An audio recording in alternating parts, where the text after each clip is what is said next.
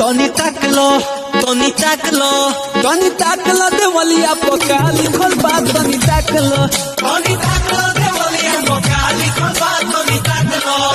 तबार लिखल बा हो सोमार लिखल बा तारा बहिनी के सोरगो भत्तार लिखल बा तनी ताकलो देवलिया पका लिखल बा तनी ताकलो। अरे रोहरी के तीन पाता तीनों का चना रहो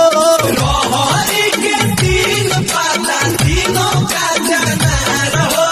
गीतावा के तीन बहिनिया तीनों के तीनों खिलाड़ हो गीतावा के तीनों बहिनिया तीनों के तीनों खिलाड़ हो ओकरा खातिर तीनों भैया भइले 100 स्टार हो गीतावा के तीनों बहिनिया तीनों के तीनों खिलाड़ हो। ए भाई छोटा की हमार